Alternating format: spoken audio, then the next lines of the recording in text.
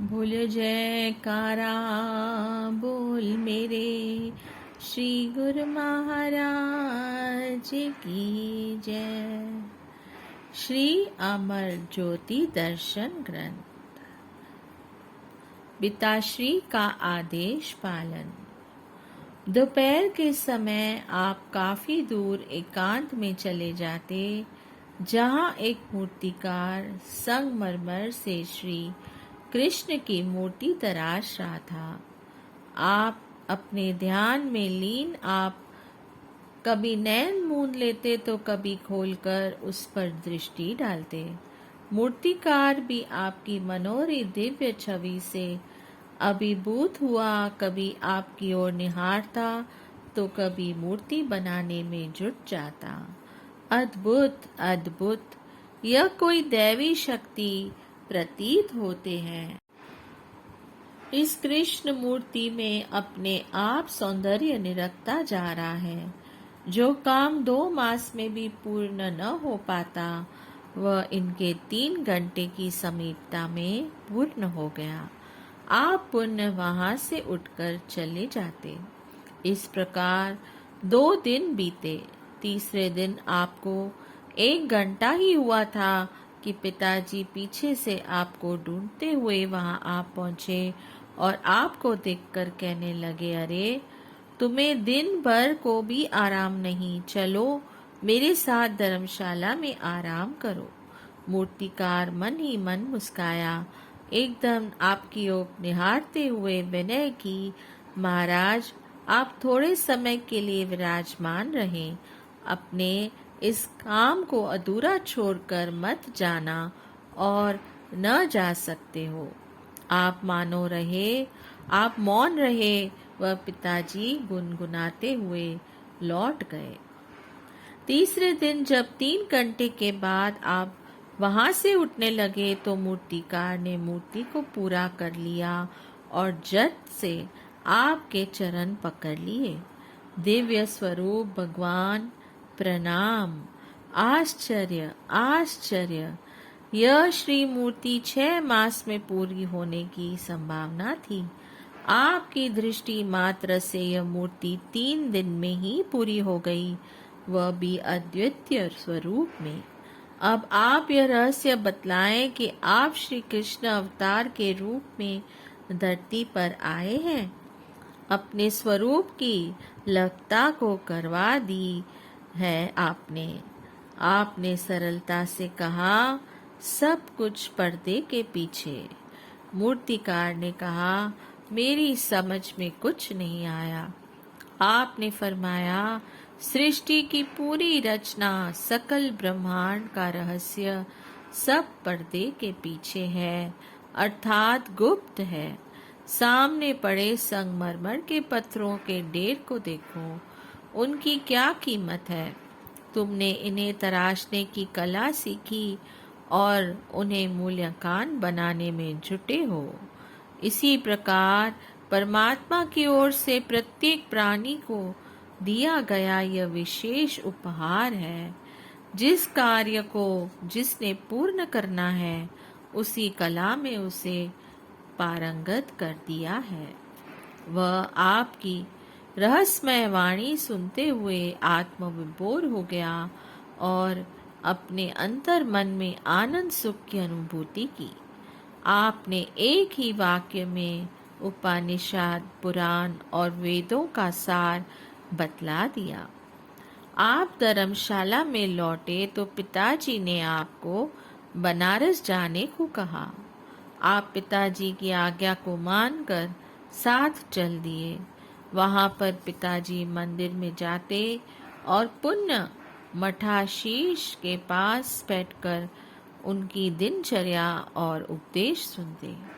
आप वहां पर बाहर से ही सैर करते हुए किसी निर्जन स्थान पर बैठकर भजन अभ्यास का आनंद लेते।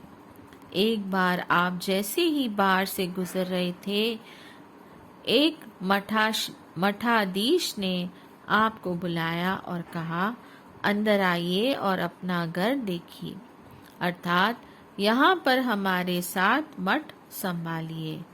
चूंकि 2-3 दिन से जैसे ही वह आपको बाहर से निकलते देखता, उसका ध्यान आपकी ओर केंद्रित हो जाता और उससे आप में कुछ विशेष दिखाई देता। आपने मठ में प्रवेश करते हुए उससे कहा, अंदर आइए, केवल हमें ही अंदर नहीं आना है, आप सब इसी कार्य में लगे हैं। हमारा अपना काम अपने अंदर आत्म दर्शन का है। इस कार्य में संलग्न रहना ही परम कर्तव्य है। वहां पर अंतर्दृष्टि के पारखू एक दिव्य पुरुष ने प्रवेश किया और मठाधीश को संबोधित करते हुए कहा कि आप जिन्हें घर की राह दिखा रहे हो, ये तो संसार को निज घर की राह दिखाने के लिए ही अवतरित हुए हैं। ये निर्बंध हैं, किसी के बंधन में नहीं बंधेंगे। और यह भविष्यवाणी करते हुए वे अलोप हो गए। मठाधीश और पिताजी ने इसका भेद जानना चाहा। आपने कहा, हाँ, श्री आनंदपुर हमारा अपना घर है। श्री सद्गुरुदेव महाराज जी सब कुछ जानते हैं। हम अपना कर्तव्य पालन कर रहे हैं। पिताजी ने कहा, बेटा, तू ही जाने कि किस कर्तव्य को पूरा करना है। हम तो तीर्थ यात्रा में भगवान के गुणगान एवं कथा कीर्तन का आनंद ले रहे हैं। बनारस के पश्चात आप अयोध्या गए। वहां भी सबसे न्यारे बन स्वयं को कहीं भी मंदिरों में प्रकट नहीं किया। आपको सत्संग उपदेश देने या कहीं उपदेशकों के समीप जाना अधिक नहीं सुहाता था। जहाँ कहीं रामायण कथा अथवा सत्संग प्रसंग चल रहा हो, वहाँ कुछ समय बैठ जाते। इस प्रकार कहीं 5 दिन तो कहीं 7 दिन साथ निभाते रहे। एक दिन प्रातः आप सरयू के तट पर सैर कर रहे थे। एक बुजुर्ग ब्राह्मण लाठी के सहारे चलता हुआ आपके पास पहुंचा।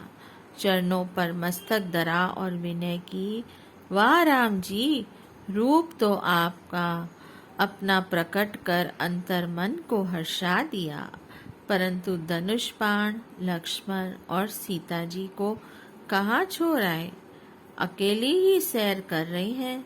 आपने फरमाया, ब्राह्मण देव, केवल आपके लिए ही हमें तीर्थ यात्रा पर आना पड़ा है। याद करो। उसके मस्तक पर हाथ रखा। आपकी विनय पर हमने आपसे वादा किया था कि आप कलयुग में दर्शन पाकर निर्वाण पद प्राप्त करोगे। सो अब घर में जाकर इसकी चर्चा मत करना। भगवान किसी न किसी रूप में हर युग में प्रकट होते हैं। भक्तों व प्रेमियों के साथ उनकी भावना रूप लीला करते हैं। वह ब्राह्मण आत्मविभोर हो घर गया और इस दिव्य स्वरूप को हृदय में अंकित कर तीसरे दिन परम धाम सिधार गया, जहाँ योगी ऋषि मुनि पहुँचने के लिए लालायित रहते हैं। इसके पश्चात आप कभी लखनऊ पहुँचे ही थे कि आपके पिताजी ने कहा कि हमारा दिल इन तीर्थों से भर गया है, अब हमारा श्री आनंदपुर जाने का मन है। आगे गया आदि कहीं भी जाने को मन नहीं है। अनमने मन से समय बिताना समय व्यर्थ करना है। आगे की यात्रा फिर कभी कर लेना। अब शीघ्र ही घर लौट चलो।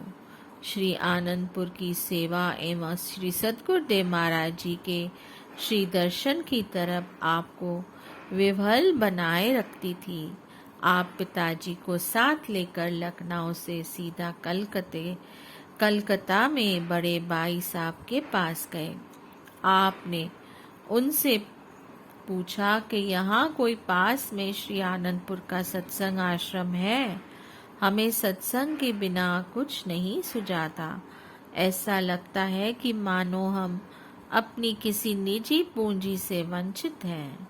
अतः अब हम कुछ समय श्री आनंदपुर में जाकर श्री दर्शन व सेवा का लाभ प्राप्त करेंगे। आप श्री आनंदपुर से श्री दर्शन करके नियम मियाँ मीरपुर लाहौर छावनी में लौट आए। अब आप स्वतंत्र होकर जब दिल चाहता गंदोवाल चले जाते। श्री आनंदपुर में अधिक समय श्री सेवा में लगाना आपका नियम बन गया। श्री दर्शन की चाह आपको हर समय दीवाना बनाए रखती थी। बोलो जयकारा। बोल मेरे श्री गुरु महाराज की जय। जय सच्चिदानंद।